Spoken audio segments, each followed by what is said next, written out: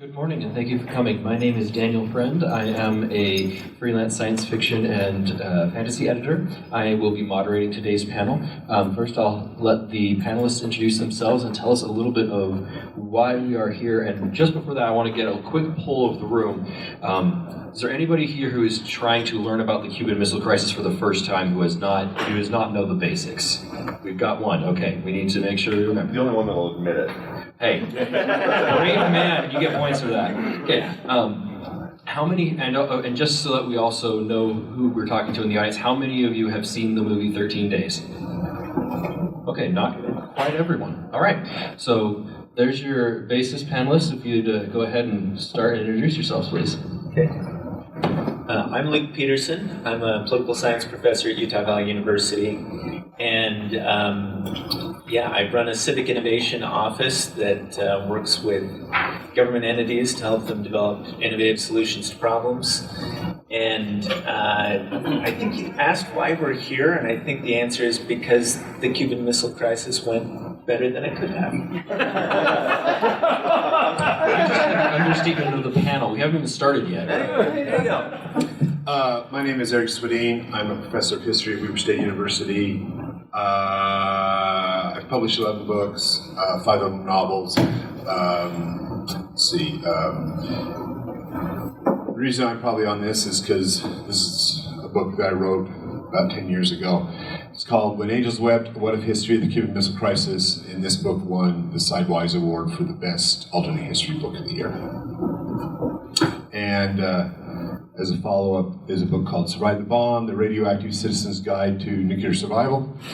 And it is basically very nicely designed graphically, and it's full of fragments of or complete documents from the 40s, 50s, and 60s, and early 70s about how to survive the bomb.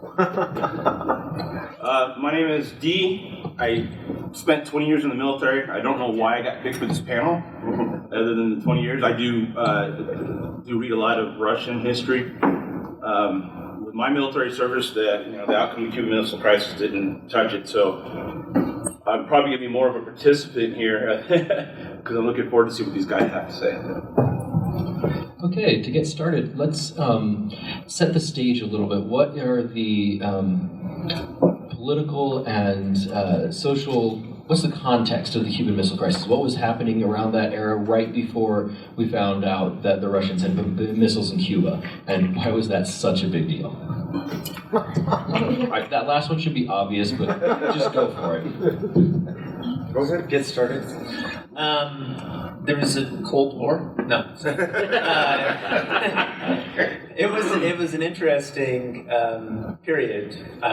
There was a lot of pressure both on the American side and on the Soviet side during this time period because of a series of missteps.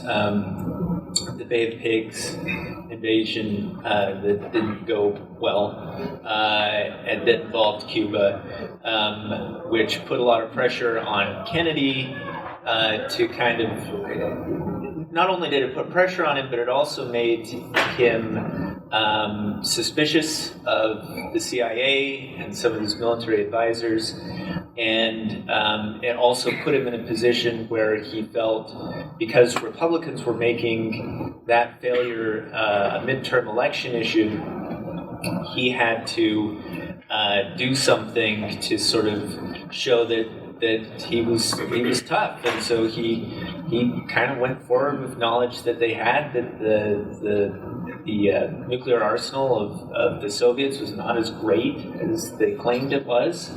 And that then put Khrushchev and the Soviets in an interesting position where they felt that in kind they had to react, and that's where they came up with the nifty idea to put some shorter range nuclear missiles in Cuba, just off the shore of the United States, and that's a quick summary. Okay. I see only 3 people in here who are obviously alive during the Cuban Missile Crisis. And maybe even don't even remember it, or maybe they do. Quite frankly, if you talk to people that are older about it, and they talk about the events in their life, they know exactly where they were when those events happened. The Cuban Missile Crisis is one of them. Even though it takes place over a 13-day period of which the Americans were aware of it for about a week, they were terrified, as well they should be. It's the closest we've ever come to a nuclear war, and it's the closest in terms of an accidental war. And there are a variety of things that happened that, quite frankly, we should have wound up accidentally stumbling into war, because most wars actually happen accidentally. That's one of the things that people don't always pick up from history. I would say that Khrushchev, after the Bay of Pigs debacle, in which the United States sponsored some Cuban exiles invading Cuba, the Bay of Pigs is probably the stupidest arrangement you could ever come up with, especially in retrospect.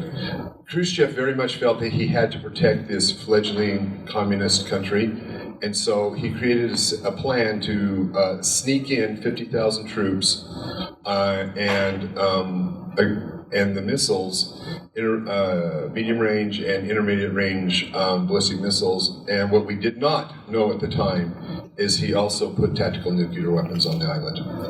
And once the United States stumbled onto this, literally stumbled onto this, the crisis was on. When we say they put the missiles there, the main missiles were never put on the island. They were the last things being shipped there, and they were literally at sea on the way to the island when the crisis started. And the other thing I need to point out is Khrushchev, who was a reckless bully and idiot when it came to foreign policy, to his credit and to Kenny's credit, as soon as the crisis started, both of them tried to de-escalate. They were escalating rhetorically, but their actions were very much de-escalating. And that's one of the reasons that the crisis didn't blow up in the world's face. Prior to World War II, communism was not a bad word. I mean, there's a lot of people that espouse the views of communism. It wasn't like if you were a communist, people would point at you and watch out of society. I always thought the Cuban Missile Crisis was the last nail that made communism truly, truly evil. Here's what communists are. Here's how much they hate America. It's kind of a comparison to today to how much terrorists hate America. It actually ended that fear of communism and what it could do to America. Okay, so let's talk about the actual crisis itself. How did it unfold, and where was the point where we came the closest to destroying the world? I'm going to go to, because I haven't written a book about this. I'm just going to cover what some other guy wrote about it. I did my graduate studies at the Kennedy School at Harvard, and the Kennedy School is founded by a guy named Graham Allison. And Graham Allison and the school itself was really founded on this book that he wrote about the Cuban Missile Crisis, Essence of Decision. And it's interesting because the book for policy wonks, it establishes an important concept, which is up to this point, most of the way that we analyzed politics, the way we thought about international relations, was borrowed from economics, and we borrowed the assumption of rationality, right? We assumed rational actors, and Allison basically said that this was nonsense, and you could always twist some event to make it seem as if that was how that was what was going on. But he said, as you dig into the Cuban Missile Crisis, it's really obvious that rationality was not at play, right? Like that was not the main guiding thing that was going on. So he points to a few things. One of them is the idea that that more than anything, people look to satisfy. So they look for the quickest, easiest answer in a situation. And so in this sort of like back and forth between the United States and the Soviet Union, they were usually going for their first tool and the one that they could go to the quickest. So when we find out that they're placing weapons in Cuba, the first instinct was to airstrike, because that's what we had a plan written down for, right? Airstrike, attack Cuba that way, and Kennedy wanted it to be a surgical strike with minimal collateral damage, but his advisors basically said similar, again, sort of like what's easiest. Well, we have a plan for bombing Cuba, but it's not surgical, so maybe we should just go with that, right? And a lot of things like that. The other piece that he points to is court politics, which I'll probably get to later, but a lot of the things along with that are just the way that organizations operate. So they made stupid mistakes based on the fact that that's just how they did things, that they didn't stop to think through whether or not it made sense.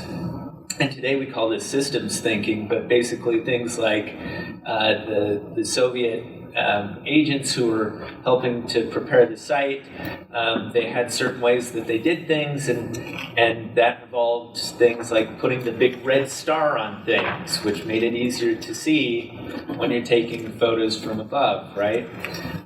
So a lot of it had to do with just stupid mistakes kind of going into it, but understandable mistakes, the sort of mistakes that come from having a siloed bureaucracy where everybody has a certain job that they're supposed to do, and they don't really think about whether or not it makes sense in the whole, especially when the annihilation of humanity is on the line, that sort of thing. So I'll just speak out loud. It's easier. Yeah. So there's only one reason the Cuban Missile Crisis didn't blow up in our face, and that's because JFK, who is a mediocre president, floundering hound dog, in those 13 days, he becomes one of the 10 most important presidents of the United States, only because of the Cuban Missile Crisis. So the crisis starts. He brings together a group called the ExCom, the Executive Committee. They spend a lot of time talking about what they do. They're very belligerent initially, and then as they talk about it in the days past, then they sort of calm down. And one of the things that happens is the Joint Chiefs of Staff are asked for advice. Now, the Joint Chiefs of Staff are the four heads of the military plus the chairman. All four heads of the military, Navy, Army, Air Force, Marines, recommended bombing and invasion. We need to remove Cuba now. Only the Chief of Staff, who had been personally appointed, had been personally appointed by the President, stood by the President and said, no, we are not going to do that. And the President, he had been a naval officer during World War II. He had developed a very negative attitude towards generals and admirals, to his credit. And he basically said, no, we're not going to do that. And the problem, we did prepare to invade. We did prepare to launch airstrikes if it came to that. What we did not know is they had tactical nukes on the island. What we did not know is that an invasion fleet could have had dropped right into it a tactical nuke, and that would have been the start of the war. And even at the end of the crisis, and this is an apocryphal story, it's very consistent with the personalities involved. I've never seen any documentation for it. The head of the Air Force, who was a person by the name of LeMay, who wrote a book 5 years after the crisis and said, we did the wrong thing, we should have invaded. He actually went to the president and said, this is our opportunity. We need to take out the Soviets. And the president said, no, we're not going to do that. And the reality is in 1962, the United States had overwhelming strategic superiority, and they could have nuked the Soviet Union back to the Stone Age, and collateral losses in the United States would have been maybe 10% of the population. And in the thinking, I know that sounds horrible, but in the thinking that had been created at that time period, those sounded like pretty good odds for Americans. The next thing that happens is, so while they're preparing for invasion and air attack, the president says, no, we're going to wait on that. Then two incidences happen. One, a reconnaissance jet with a pilot is shot down over Cuba and he's killed. And this immediately, the Air Force goes to the president and says, they killed one of our pilots who was violating their airspace, and we need to invade now. And the president said, we're going to pretend this didn't happen. Now that is the act of courage. That's the act of a person who's confident in himself and who does not want to escalate the situation. And the next one is, and I'll spend a little time telling you this. So here we're in the midst of this crisis, and bureaucracy grinds forward. And there's a U-2 flight that takes off from Alaska, whose goal is to fly around the North Pole and to take samples, because this is one of the ways that we monitored open-air nuclear testing in the Soviet Union. And you're in the middle of a freaking crisis, and you think, this is what's scheduled. Put him in the plane, send him out there, and he's flying around, and he doesn't have GPS. So he's literally, and using the compass is useless at the North Pole because, you are flying around. And so he literally has star charts that have been prepared by navigators for him, and he's got a sextant, and he's trying to shoot where he's supposed to be, and it's cloudy, and he's just flying along in his U-2, and he flies straight into Russia. And we're not talking about, he skips by. He's hundreds of miles deep into Russia.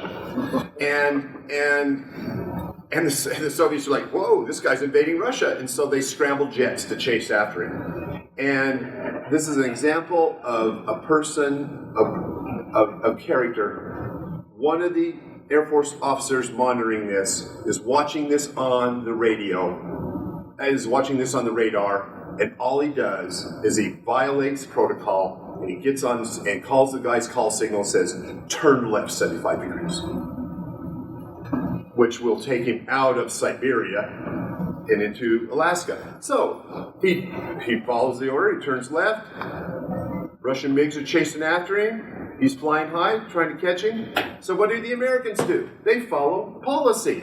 They scramble jets to intercept the MiGs. Those jets are armed with nuclear weapons, because we had a type of air-to-air missile that had what was called a sub-yield nuclear weapon on it. It would be about 0.2 kilotons, and you're going, well, why would we have something like that? Because a near miss is going to get them. And so this is what's happening, and then the MiGs just don't have enough speed to catch up to him, so the MiGs break off before the American jets get there. Crisis averted. This is how accidental wars happen. So just before this crisis happened, there was an author by the name of Barbara Tuchman who had just published her premier best-selling book called The Guns of August, which is about the start of World War I. And President Kennedy, who is a reader of history, which of course gives him another good credit, right? He read this book and said, oh my gosh, World War I started by complete accident. And he bought copies and had all his aides reading it, and this is what was happening when suddenly this crisis happens. And so Kennedy standing up. Oh, one other crisis, if I may give you the last thing happened. So the Soviets were sent 4 submarines to Cuba. And these were Foxtrot submarines. They were diesel-powered submarines that were not designed to be deployed in the tropics. They were having lots of problems. And they were each given a special weapon. The special weapon was a torpedo that had a nuclear warhead on it. And they weren't given very explicit instructions how to use it. And it has only been in the last 20, 25 years after the fall of the Soviet Union that we discovered that there was an incident in which we knew about the submarines. Historians knew about the submarines because during the confrontation at sea, we had found this, American ships had found the submarines, and they had did what you did back then. You tormented them. You went and dropped practice depth charges on them. You threw grenades over. You just tried to terrorize them into surfacing. And one of the captains, who was not used to this behavior, freaked out, and he wanted to use the special weapon. And these are Russian submarines? These are Soviet submarines. I make that mistake all the time. Sorry, yeah, so It's okay. They're Russians. Okay. Anyway, it's a Soviet. Yeah, that's right. It's a and he wants to use a special weapon. But just like on an American sub, one person is not authorized to launch the weapon. The person and the political officer on the submarine was the one that was supposed to say yes.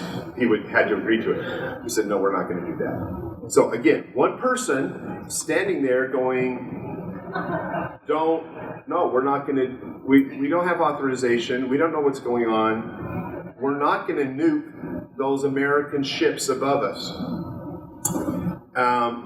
There's also one other incident that has been reported on. There are things that, there are people, there's been vociferous denials that this ever happened. There are some things that may make it possible. We had on the island of Okinawa cruise missiles armed with nuclear warheads, and during the crisis, one unit, it's alleged, received launch orders. And what this person did is he broke protocol and actually called his commanding officer, the unit above him, and said, these orders don't make sense. We're not. And then at that point they says, what orders? And now there's a denial this ever happened. The only reason I think that this may have really happened is because the reason he was suspicious is the orders ordered him to nuke China, because that's what the range of those missiles was. And he's going like, but this crisis has nothing to do with China. But there was something called the SIOP, which is the Standard Integrated Operations Plan. This was the plan that the military put together to use all the nuclear weapons that we had in the most efficient manner possible. And we know that when President Kennedy was first introduced to that plan, he said, what do I do if I just want to nuke one place? I said, oh no, President, you can't do that. This is all or nothing. We want maximally efficient usage. This is like an MBA or a logistics person saying, we want to make sure we get every missile used. And so it was all or nothing. And we know that Kennedy did give orders that the SIOP be rewritten to have alternatives in it. Whether or not that SIOP for 62 was rewritten, we don't know, because that SIOP has never been declassified. We have the one from before and the one after. We know the one after, they did have alternatives. One of the things that we believed back then is that all communist countries were completely in cahoots, and if it was going to be war, we were going to get every communist country. It wasn't just going to be the Soviet Union, it was going to be all the Eastern Bloc, it was going to be North Korea, it was going to be North Vietnam, it was going to be in China. And so I think it's very plausible that when he got orders to nuke China, that didn't make sense. And so he backed off. This is multiple cases where individuals made a difference when another mistake, a mistake could have easily led to nuking each other. Okay, that's my long answer. I'm sorry. I think that's a great. It's such a perfect example of like the problem of systems, right? Because we have. I mean, today we have truly complex systems. They had these complex systems, but then they also had, computers that were, like a calculator on my phone, right? By comparison to what we have today. So you both have this nuclear arsenal that can destroy everything, and all these profoundly primitive computing and communication systems compared to what we have today. And it's just amazing to think that with that combination, we're not all dead, right? That we're not, that we weren't destroyed. It just seems so improbable, especially when there are so many contemporary examples where things that are less complicated than this blow up because of one little mistake somewhere in a complex system. It is extraordinary. Did you have anything to add? And I'm going to kind of go back to on the world building aspect of it, because I thought it was a good point. You know, as writers, at the heart of everything, it was an ideological battle or war. North Korea, South Korea, that was a war by proxy. That was the Americans and the Soviets playing chess. Cuban Missile Crisis was the closest we got to actual America and Russia are going to duke it out. So as writers, you know, when you start at the big picture, the ideology, and then you work down to the nuts and bolts of the Cuban Missile Crisis, it's as you're going down that you can find something that, relates or helps your story along. And I think the one mistake is a good example of how, as a writer, you can say, okay, well, let's take this little piece. This person made a mistake. All hell broke loose, war. You know, what's the outcome of that? So again, from a writing standpoint, understanding the big picture, working down to the smaller picture as far as you want to go till you kind of get that aha moment or something that lends itself to whatever you're working on is one of the values of using history as a writer to build your world. Very true. There's a good case to be made that the human being who has changed the modern world more than any other is the guy who assassinated Franz Ferdinand to start World War I. Now, going back to the Cuban Missile Crisis, how did we finally get out of it? What finally made this end without mushroom clouds? And talk about Bobby Kennedy here too, because I think we have to.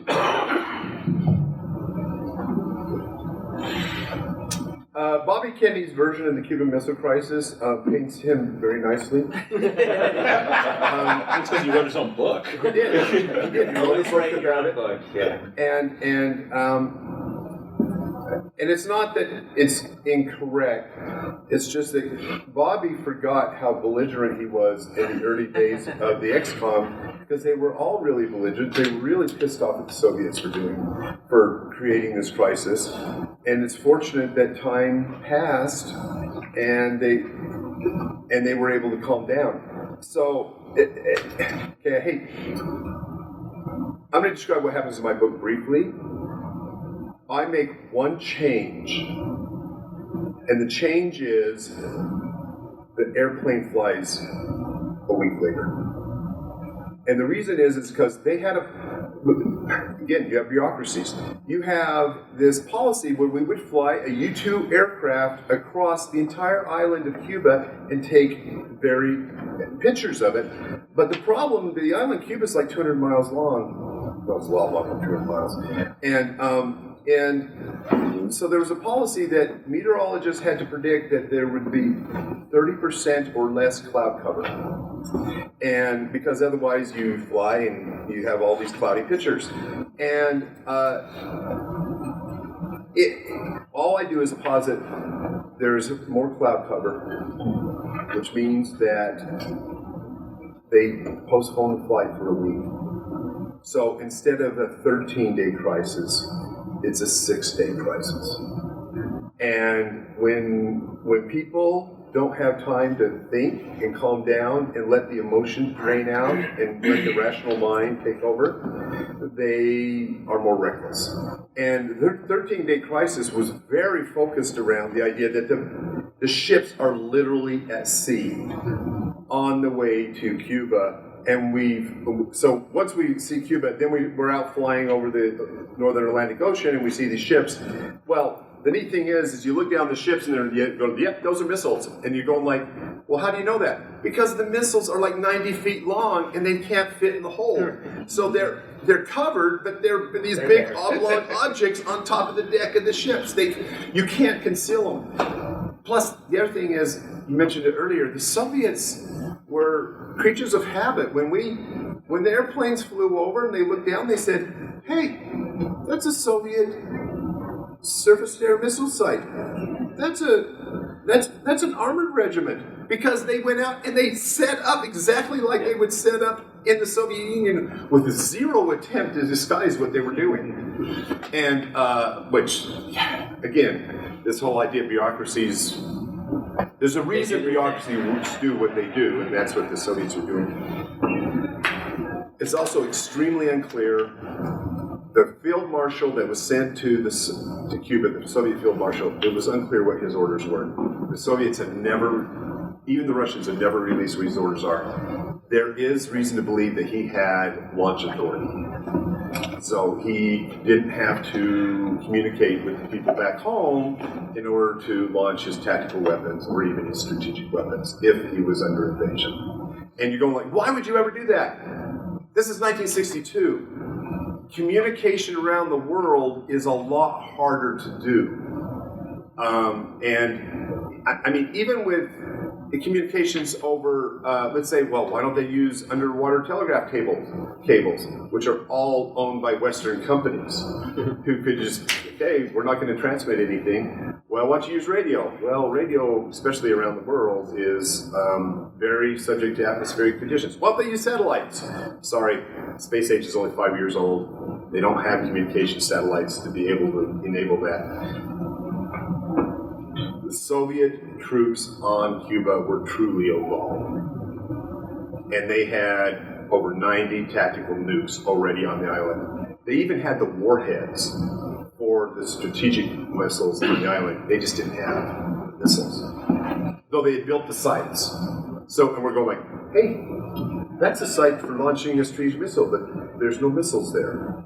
And so we need to go find them. So, yeah, Bobby Kennedy is important because what he does is he creates a backdoor for communication through a journalist, and the United States and Soviet Union start talking about how to calm down the crisis.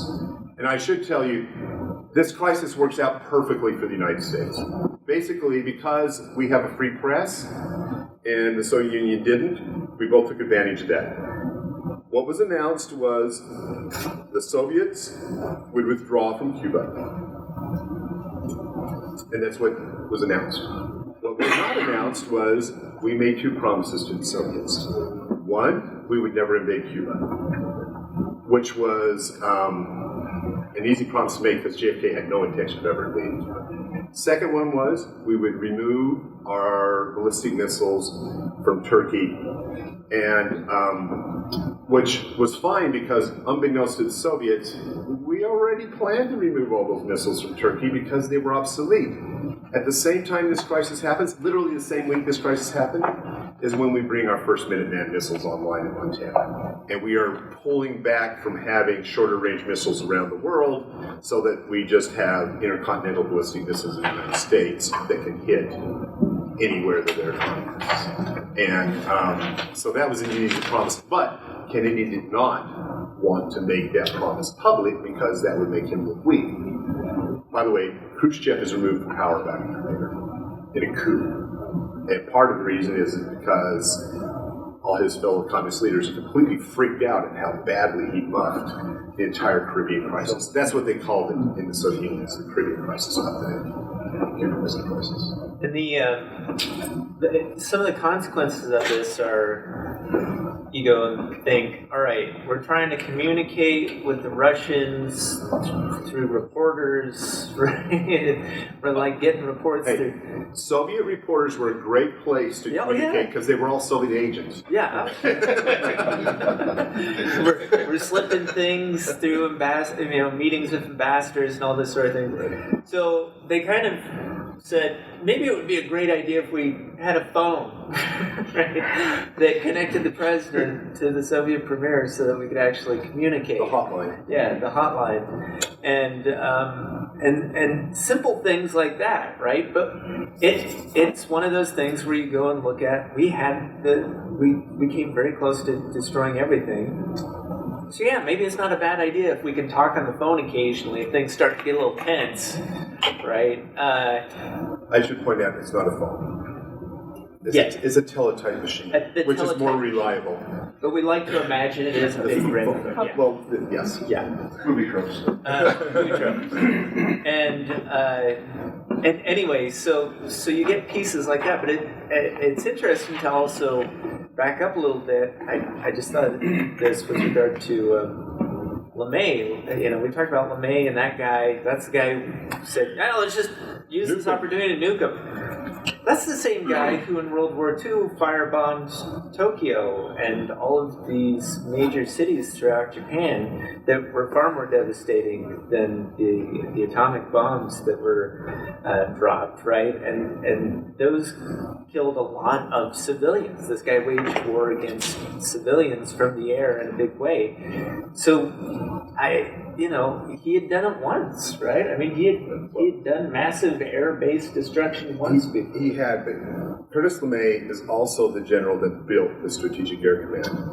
And the Strategic Air Command was gargantuan. At the time of the Cuban Missile Crisis, they had 1,300 bombers that could reach the Soviet Union. The Soviets, at best, had 100. And most of them didn't have enough gas to get back. Yeah. I think the communication aspect, too, is really important when you look at the crisis, because the American people weren't getting, all they knew was the Russians had nukes on Cuba. So, I mean, grocery store shelves were getting cleared off. I mean, there's some good pictures on the internet if you Google it. But, if you take that and you think about today, with our saturation of information, they're like, there's missiles in Cuba. Hey, let's go see the new Avengers movie. Because we've got all that, we've got more information. So, I always thought that was an interesting thing, why the American public was so frantic and how we would react today to damn near the same crisis. Right. No, I agree. I'll add on to that for one thing. So, this is a novel. And you're going, no, it reads like a history book in the alternate timeline. The first half is all real, and the second half is all made up. Fake history, to paraphrase something. Anyway, many people who've talked to me about this novel have talked about their favorite episode in it is the Chicago Housewife.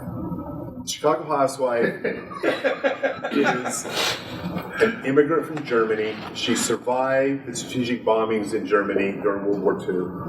The crisis happens. She's out in the backyard building a fallout shelter, a bomb shelter for her family. And the whole neighborhood thinks that she's gone crazy.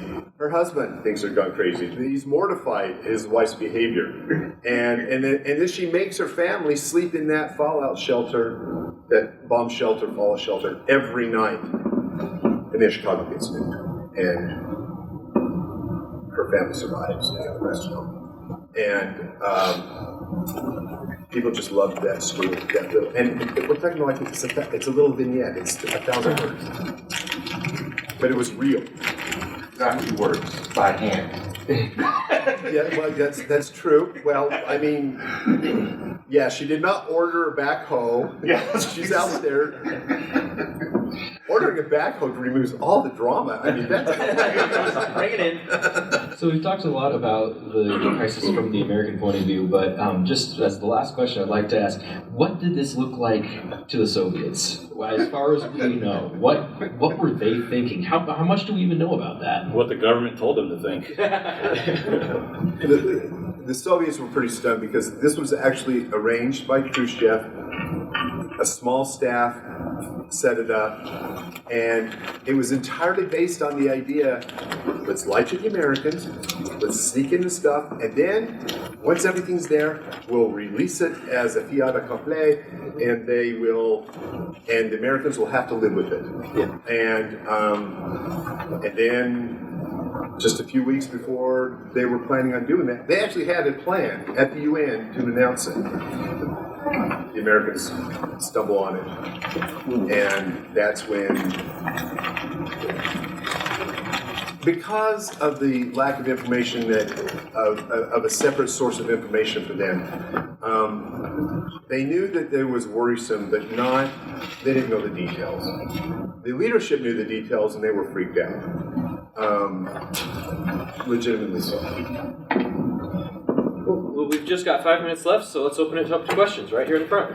Okay, so Dr. Swedin, you said that this crisis was what made Kennedy a great president. Absolutely. But in 1962, what was the fallout, the political fallout? Did people realize, or did his popularity go, did America look weak because of this? No, America looked strong, and they just kicked in the balls. I mean, because the other parts of the deal were not visible. So it really worked out well for Kennedy. And then, of course, he got shot in Dallas, so that was the end of that. That's Spoilers. And it does lead to something else. It leads to the hotline. It also leads to a strong practice by both the Americans and Soviets not to get involved in shooting each other's soldiers around the world. Yeah. And to always fight through proxies. And it also leads to the end of open-air nuclear testing, which is a very important treaty, which had been just locked up in the competition. So there are really positive outcomes. And in a way, it gets the ball rolling on armistice denuclearization, right? No, this is 62. You're thinking of the late 70s and early 80s. Because what happens, the Soviets make sure this will never happen again. Yeah. They spend a fortune, and they make sure that within 10 years they have parity with the United States. They get up to parity, right? They do. And then, but the neat thing is, you can really argue that the Cold War military spending of the Soviet Union was what drove them into bankruptcy and caused them to collapse with the Gorbachev regime. Which is, by the way, second most important person in the 20th century, Gorbachev, because he was unwilling to kill people to keep his system in line. Right. Okay. So Eric, you said that the Kennedy and his staff, immediate staff, were reading Tuckman's book. Right. Which is a great book still. Which, of course, is basically about the stupidity of the Schlieffen plan. And then, among other things, yes. And then we had the PSYOPs, which was pretty much identical. Yes. Which is the only one way to do it. Yep. No way around, no backups.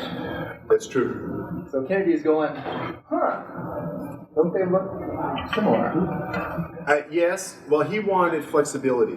He wanted to act as a diplomat and a politician. He didn't want to act as what's the most efficient way to use weapons we spend a lot of money on. I think we had another person back there. You know, isn't it reasonable to assume that much of this begins in the political debates between Eisenhower, Nixon, and Kennedy? Pre all of this occurring, Kennedy in effect baits Eisenhower, baits Nixon, and fundamentally forces them into this condition. The Jupiter missiles are the biggest issue. The hegemony already existed relative to the separation of strength. I mean, the U.S. was sitting on an enormous number of ballistic missiles, intercontinental ballistic missiles at the time, and the Russians didn't have it. And this becomes, to some degree, doesn't it become to some degree a real issue of we were flexing muscles in Turkey, and that's what, to some degree, precipitated the response to a degree, but you have to remember the missile gap, which was the belief that we were way behind the Soviets. The only way that Eisenhower figured out the truth of it was secret flights over the Soviet Union, and he couldn't tell the world that the missile gap no longer existed because he would have to reveal how we had obtained that information. And it is to the Kennedy administration's credit that after they came into office and they got access to all the information, they actually went out publicly and said, yeah, we know we campaigned on the missile gap, but it really doesn't exist. So that's to their credit. But Nixon, as Eisenhower's vice president, was not in a position to tell the world this graph really didn't exist. And a lot of this is miscommunication to the U.S. population at large. I mean, just fundamentally, we make some assumptions here that are based on misinformation. And we as a community now make decisions. In some degree, it's the same kind of circumstance we run up today with regard to Poland and the circumstances that we have with forced missiles in Poland and the Russians saying, hey, look, we don't like this, even though it's irrelevant. All right, we are out of time, so I'll give the panelists 10 seconds to plug something and go from D. One of the best movies you can watch that sums up the Soviet-American relationship, Rocky IV. So this led to working on two documentaries. One of them is, well, they're actually both easily available. One of them is part of the John F. Kennedy presidential website, presidential library website. It's called Clouds Over Cuba. It won an Emmy Award. I didn't share in that. Anyway, that's a fun little, those documentaries are really nice. The other one's called something about Armageddon. It's on the Discovery Channel. But if you go to my website, swedin.org, I have links to both of them. I'll pitch Eric's book. Go read it. I'm Daniel Friend. I'm a freelance editor. You can get my card up here. Eric and I are also both have short stories in the Trace the Stars anthology, so go and grab that. We'll both be happy to sign it. Thank you for coming here.